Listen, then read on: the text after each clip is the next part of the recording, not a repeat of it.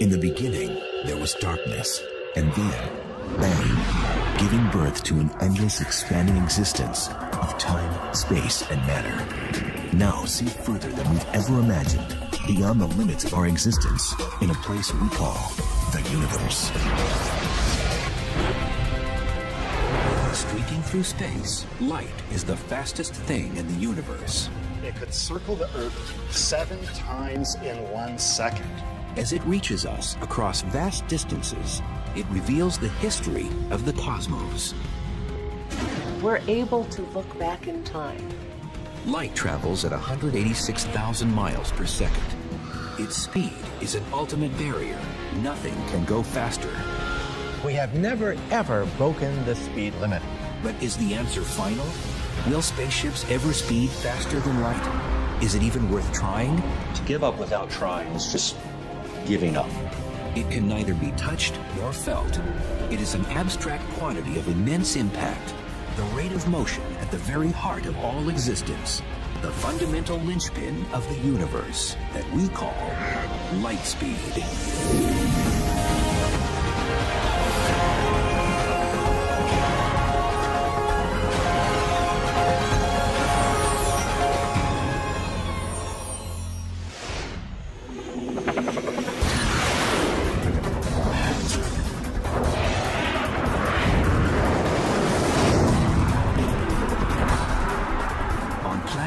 Where speed is in demand, the fastest people, vehicles, and technologies seem to crawl in a cosmos where light speed is king.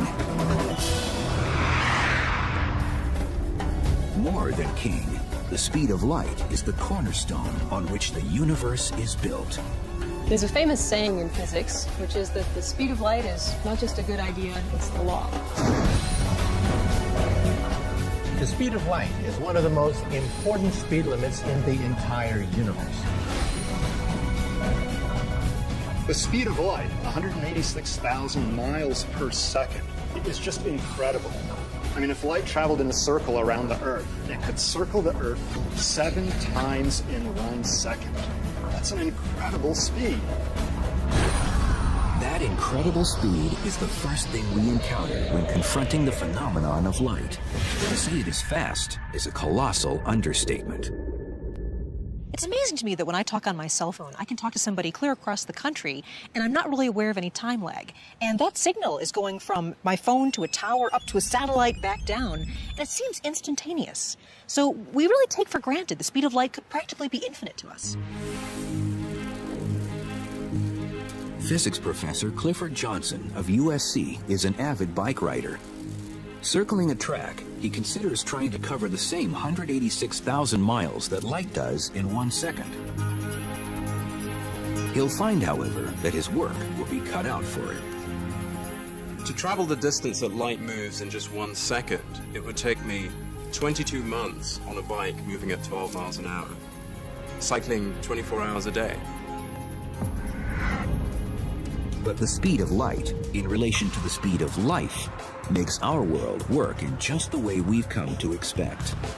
One of the beneficial effects for humanity of having the speed of light be as fast as it is that what you see is what you get. Light speed makes everyday experience virtually instantaneous. When the light bulb goes on, you see it right away. Anything that happens around you registers immediately. And certain experiences make it crystal clear that light travels faster than anything else, including sound. One interesting consequence of the great speed with which light travels is that you see a flash of lightning essentially instantaneously, but you hear the thunder only later on. But light speed has its limits when stacked up to a place as large as the universe. We think that the speed of light is unimaginably fast on a human scale. However, in astronomical terms, it's actually kind of pokey. And so it's ironic that when the Apollo spacecraft blasted into space, traveling at what seemed an amazing 25,000 miles per hour, the speed of light proved frustratingly slow when it came time to talk to astronauts 236,000 miles away on the lunar surface. So when the astronauts were on the moon and people asked Neil Armstrong, "Hey, Neil, what's it like up there?" Several seconds went by between the question and Neil Armstrong's answer. Neil, this is Houston, radio check, over. Hi, Roger. Houston, line's clear. Roger, line's clear, Houston. Roger, bud. And those several seconds were not because he was thinking about the answer, but rather because it took 1.3 seconds for the signal traveling at the speed of light to reach Neil from mission control, and another 1.3 seconds for his reply using radio waves to come back. And that's 2.6 seconds without even thinking. Okay. The 1.3 seconds it takes light to travel from the Earth to the Moon is pocket change compared to other celestial bodies. Light from the Sun, for instance, takes more than 8 minutes to get to the Earth. And if the sun were to disappear right now, if the sun were to suddenly vanish, it would take 8 minutes before we would even feel the shock wave and see the effects of a disappearing sun. The limits of light speed also make communicating with Earth's far-flung spacecraft a special challenge. It takes up to 44 minutes for signals to travel back and forth to the probes exploring Mars. More than 3 hours to Cassini at Saturn. And over 29 hours to Voyager 1, the most distant of all, now heading out of the solar system. Still, these distances are trivial on a cosmic scale. We can almost understand the 10 billion miles separating Earth from Voyager. But what's next? The nearest star is a red dwarf named Proxima Centauri, nearly 25 trillion miles away. That's 25 followed by 12 zeros. I am often asked a question, how can you as an astronomer really comprehend these vast distances, these huge numbers? And the answer is, I can't. The human brain really doesn't wrap itself around numbers that big. Occasionally, I actually write out how many zeros there are in kilometers from here to a galaxy, just to see how huge that number is. But in reality, of course, as astronomers, we would be spending all day writing zeros unless we came up with a better unit to use. And that's what a light year is. A light year is approximately 6 trillion miles. It's the distance that light travels in 1 year. Using light years to describe distances opens up another dimension of light speed's character. Think of it. Sirius, the brightest star in the sky, is 8.6 light years away. That means we see it not as it is today, but as it was 8.6 years ago. We see the bright star Vega as it was 25 years ago, and the red supergiant Betelgeuse as it was 500 years ago. It's a wonderful gift of nature that because it takes time to travel, we're able to look back in time. The further out we look in distance, the further back in time we look. We would have no idea what our cosmic history was if the speed of light traveled instantaneously. Laura Danley is curator of the historic Griffith Observatory in Los Angeles.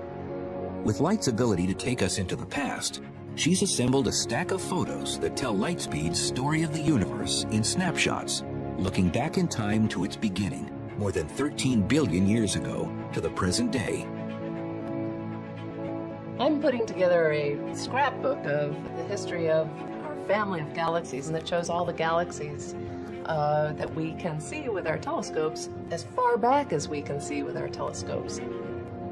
Each photo in this album, then, shows something in the universe with a look-back time equivalent to its distance in light years. The famous Crab Nebula, 6,500 years ago. The galactic core, center of the Milky Way, 26,000 years ago. And the Andromeda Galaxy, our next-door neighbor, 2.5 million years ago. But practically yesterday on a cosmic scale. I love this cluster. For almost 90% of the look-back time, the album is filled with common galaxies. Common, yes, but intriguingly diverse. These two are colliding. You can see one going what appears to be right through the other. And there's a lot of drama in the way galaxies evolve and the way they interact with one another. So this one would be, it's only about 500 million light years away. As Danley places each shot in the album, a bigger picture begins to emerge. Adult galaxies have been the main characters, evolving in all their variety for the past 12 billion years.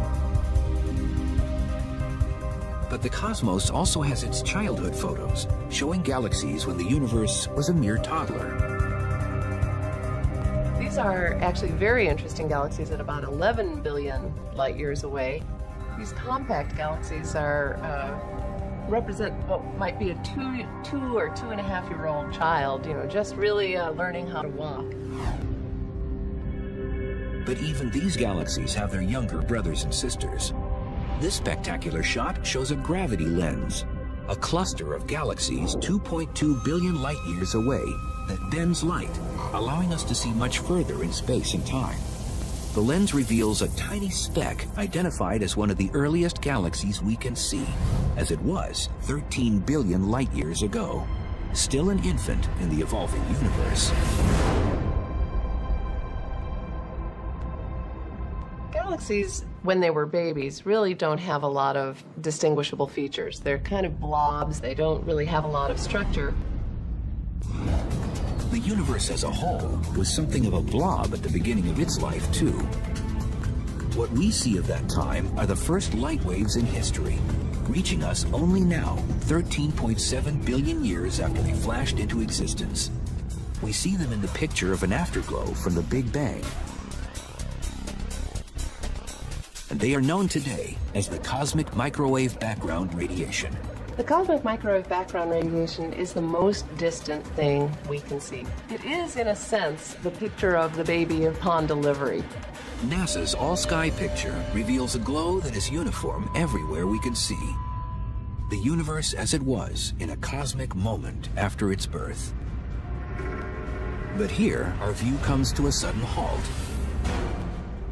What we can see of the universe is limited, not by the size or power of our instruments, but by the barrier of light speed itself.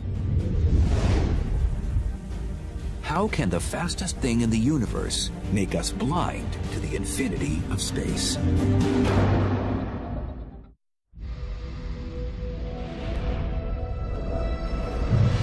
Knowing that light speed is 6 trillion miles per year gives us the light year, a convenient shorthand for talking about the huge distances in the universe.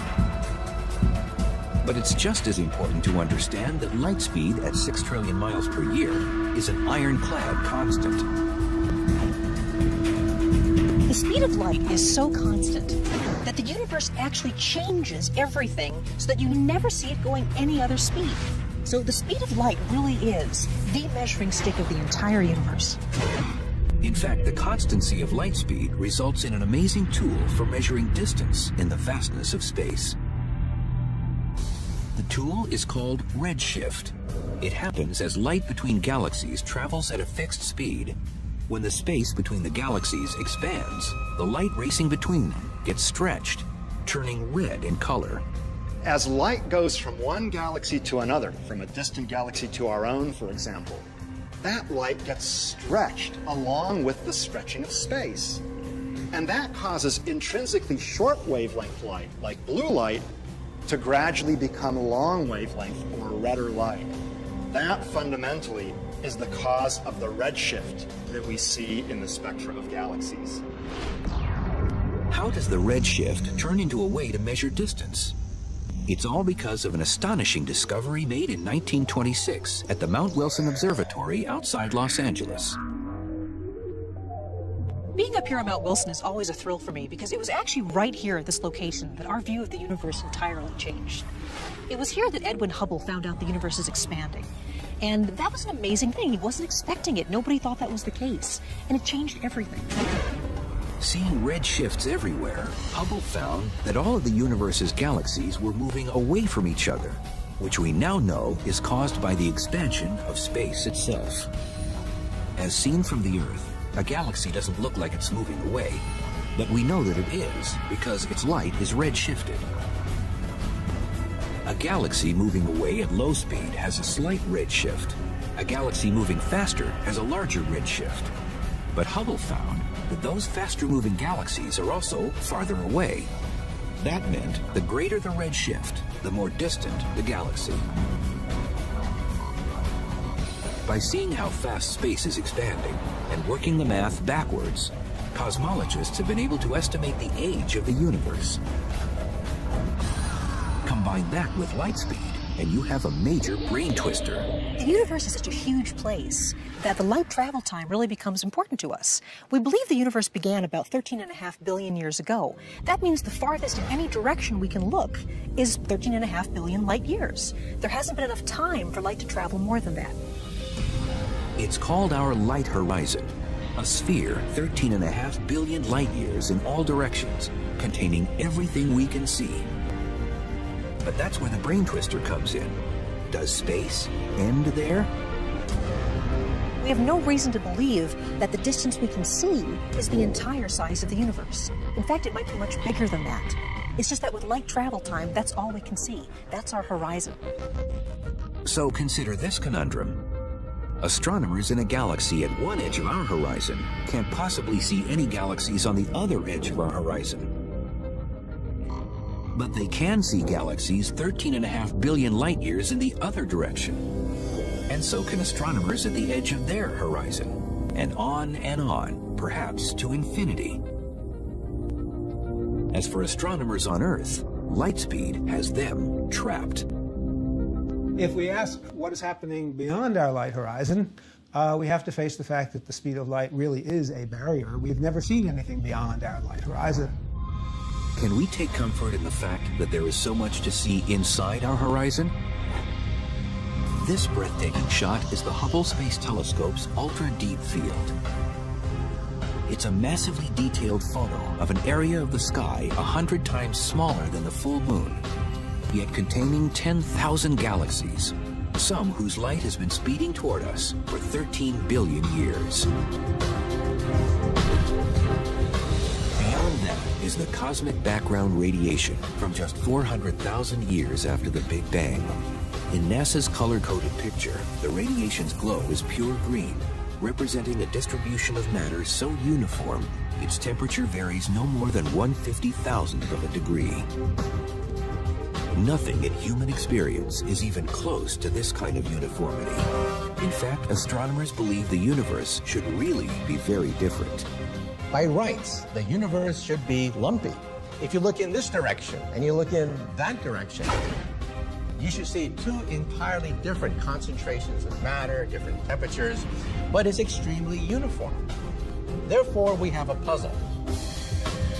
The puzzle has its roots at the universe's birth in the Big Bang. If everything flew apart from the beginning, why shouldn't it be uniform?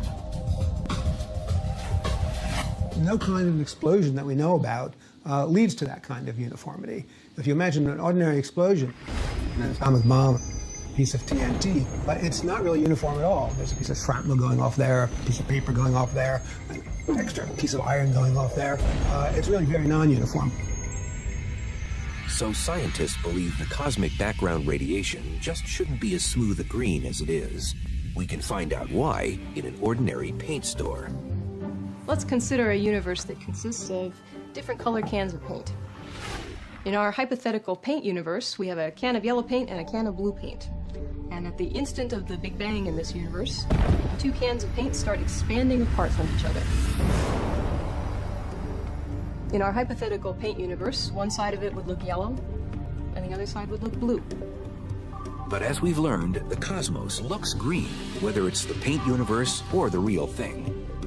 The two colors of paint represent the different particles in the infant universe.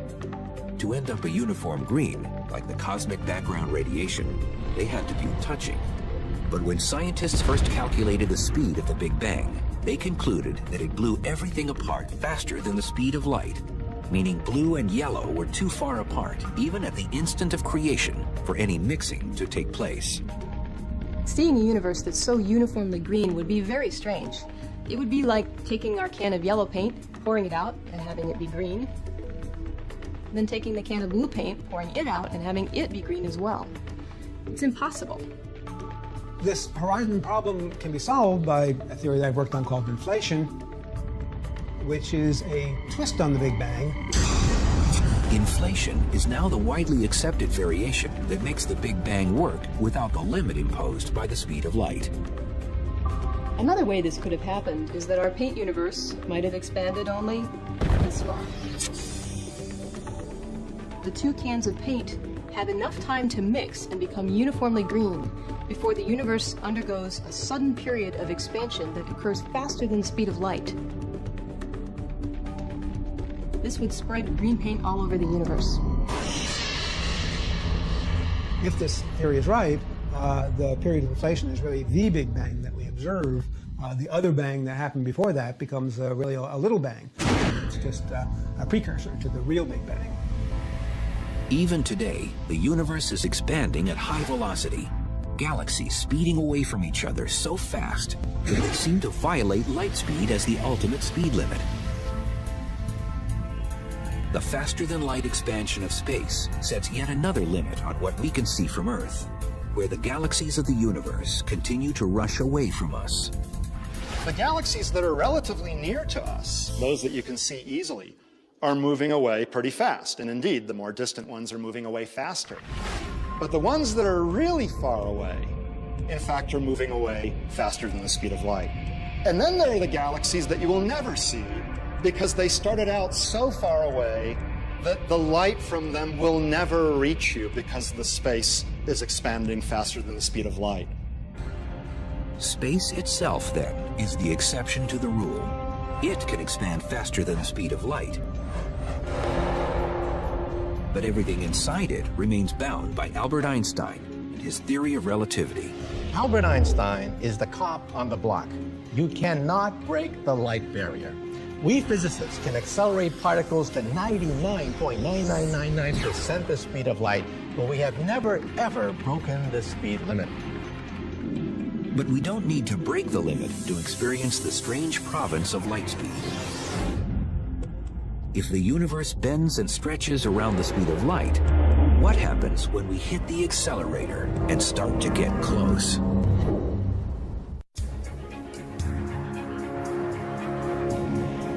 For most of us, light seems simple and uncomplicated, a quality of nature by which we see the universe. Under the scrutiny of science, however, it becomes strange and bizarre. Light is such a common thing in our everyday experience, and yet we have very little understanding of it, really. It's very weird. The speed of light is something that the entire universe bends around to accommodate. We can begin to understand why the universe bends itself around light speed by joining physicist Clifford Johnson at a bicycle track, where a tennis ball will compete against a beam of light.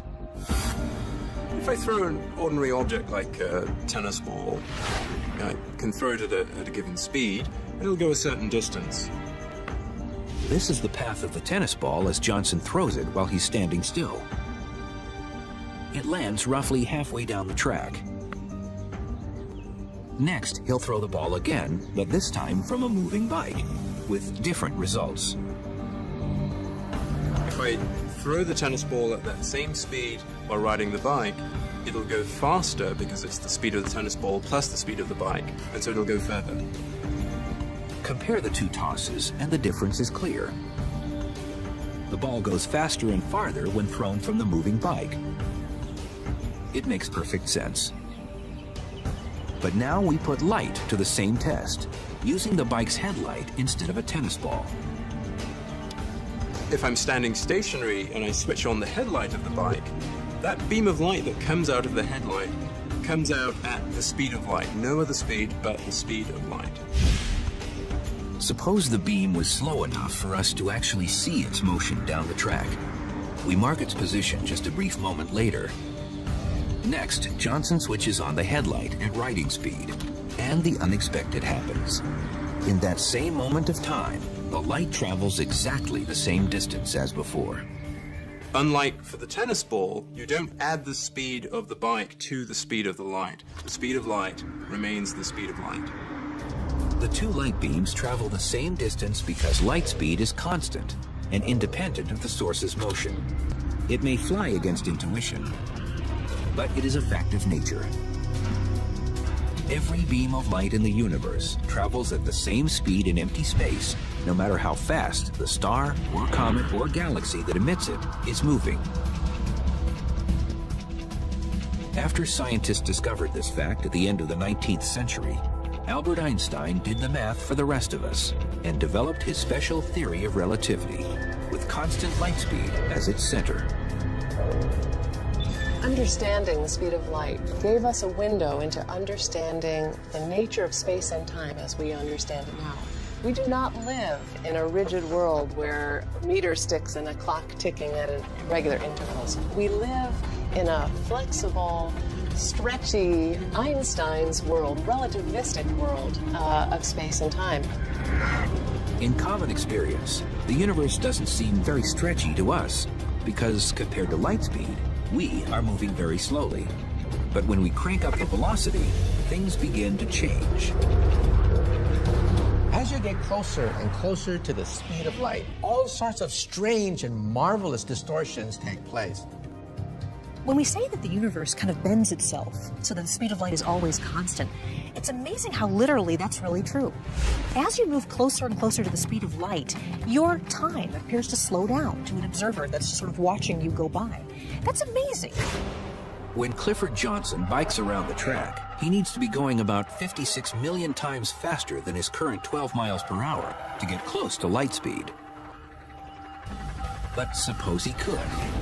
Imagine I were riding my bike close to the speed of light. Never mind whether that's possible or not. Just imagine that this was happening. My clock's running slow compared to the cameraman on the ground who's filming me. If I do that for a while, I'm going to age much more slowly than the cameraman who's on the ground. So that when I come back from the trip and come back and talk to the cameraman, he's actually much older than when I left him. If this sounds like magic instead of science, there is proof in something that many of us experience every day. A great example of Einstein's special theory of relativity and the fact that clocks that are moving relative to you run more slowly than your own clock, which is at rest, is the GPS system. The global positioning system lets us drive our cars without getting lost. Turn right. GPS begins with a network of 24 satellites orbiting the Earth 12,500 miles above the surface. At any one time, the device in your car receives signals from at least 4 satellites and compares their light speed travel times to calculate an accurate location on the ground. Drive 500 feet, then turn right. The whole thing depends on super accurate clocks. And when the engineers designed the system, they knew the satellites would be orbiting at nearly 7,000 miles an hour. The speed is enough to slow down their clocks by a tiny fraction of a second. The engineers have factored all the relativistic time differences into the system, which gives it impressive precision. If the clocks in the satellites are running at a different rate than the clocks down here on Earth, and you don't take that into account, you will get the wrong answer for where your car is. Drive 0.1 miles to destination on left. The distortion of time is only one of the strange results of traveling close to the speed of light.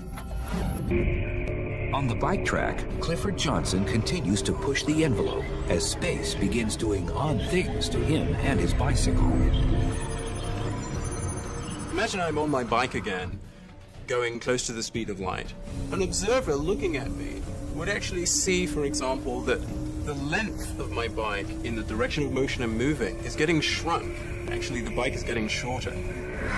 The effect is called length contraction, and together with time dilation, it is seen by a stationary observer while looking at someone traveling close to light speed. But Professor Johnson does get his own chance to witness light speed's weird effects. As his velocity closes in on light speed, his view of the world changes drastically. What I'm seeing as I move close to the speed of light, straight ahead, is that the shapes in front of me are getting quite distorted as compared to everyday life. Everything is being twisted into a sort of tunnel shape, and the colors are getting distorted in various ways. The color changes come from the Doppler effect. and the shape distortions from a phenomenon known as aberration. The distortion is somewhat similar to what you would see if you were driving through a rainstorm. If you were stationary, you would just see the rain coming straight down if you looked out of the side of the window. Whereas if you were moving through the storm, you would see that the rain appears to be slanting towards you as a result of your motion. And that's at the basis of that warping effect that you get as you're moving near the speed of light towards objects in front of you. In reality, we don't have to travel near the speed of light to experience the distortions caused by motion through time and space. They are with us every minute of the day. All of the distortions that happen as a result of a finite speed of light still happen on an everyday basis, even in our everyday life, but the effects are so tiny that we can't perceive them. Still, light speed has its other quirks in the slow-moving world, quirks we perceive very well. The speed of light may be a constant, but only in the vacuum of space. When light moves through things like glass or fluids, it slows down appreciably. If it didn't, things like telescopes and human vision would be impossible. But what would happen if light slowed down much more? If the speed of light were 0?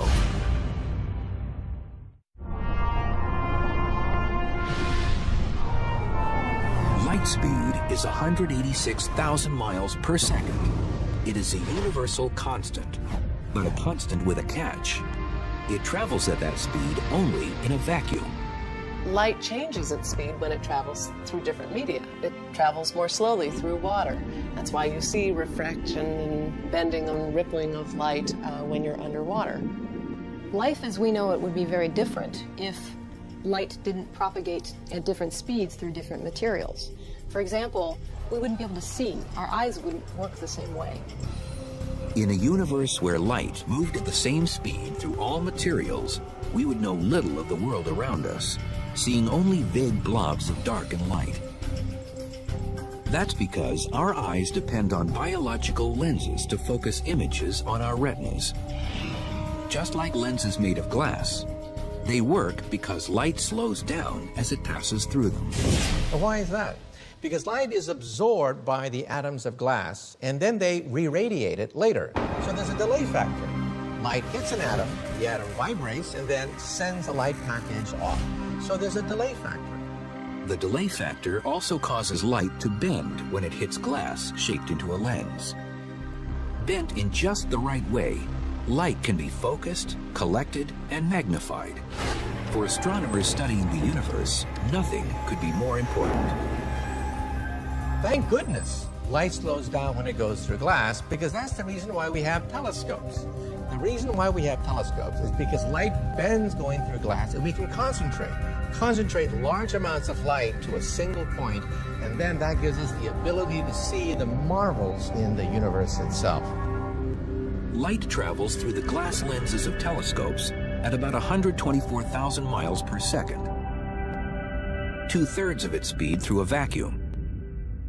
But some scientists are looking at making use of light at far slower speeds. And then we have the AOs over here. They're pretty much all functioning now. At her lab on the campus of Harvard University, Dr. Lena Howe has taken slow light to the extreme by reducing light speed to 0. The speed of light, of course, is incredibly high. I mean, nothing goes faster than light. And, you know, the usual 186,000 miles per second. And we kind of thought, gee, that's awfully high. Let's try to do something about it. So we have a detector right there.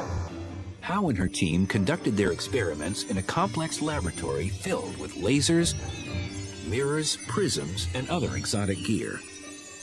It is a branch of physics where few have dared to tread.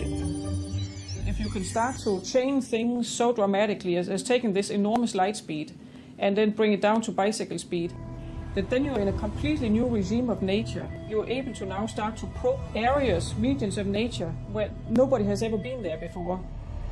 The brakes are put on light speed inside Howe's lab by focusing lasers on 2 microscopic clouds of sodium gas chilled to a few billionths of a degree above absolute 0.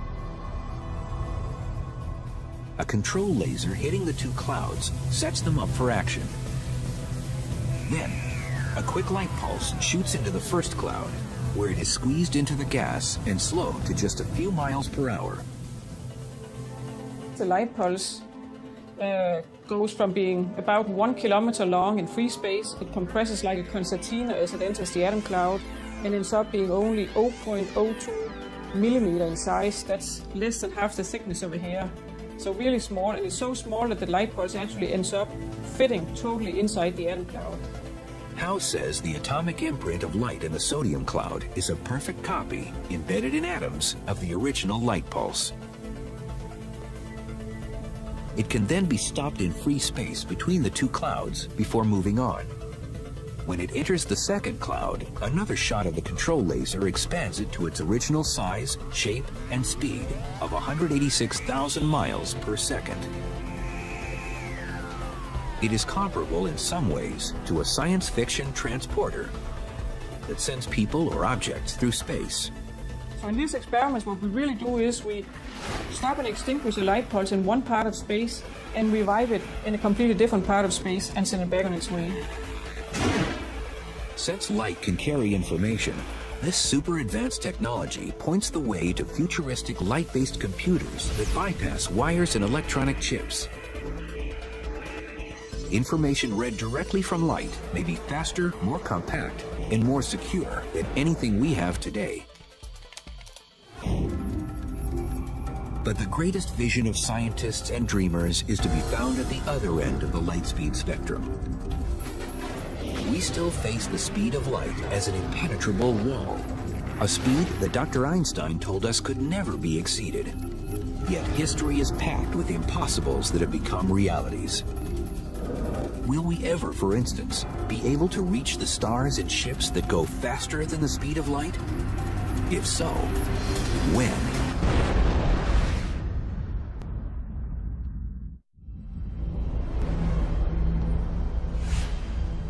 In April 2008, world-famous physicist Stephen Hawking called on the human race to colonize space and make interstellar travel a long-term aim. Spreading out into space will completely change the future of the human race, but maybe determine whether we have any future at all. The stars are so far away that interstellar travel is impractical unless we can go faster than light speed. But that's an obstacle. Einstein's theory of relativity tells us that a spaceship's mass approaches infinity as it nears the speed of light. So as you try to go faster and faster and faster, you actually get to a point where it takes more and more energy until it's an infinite amount of energy to go the speed of light. That's impossible. It means that travel at light speed is also impossible. Or is it? Mark Millis is one of a handful of scientists who isn't ready to throw in the towel on the subject. A NASA propulsion physicist by profession, he likes to build models of starships in his spare time, and is well aware of the giggle factor in any talk outside science fiction of star travel. The giggle factor is actually a healthy response. It helps provide skepticism to the topic, to ask deep questions to make sure that we're proceeding correctly. Once head of NASA's mothballed Breakthrough Propulsion Project, Millis is editor of a book that has collected the serious current research on the subject. When it comes just to the light speed issue, there's about 36 physicists who've written articles, some skeptical, some suggesting new methods on the topic.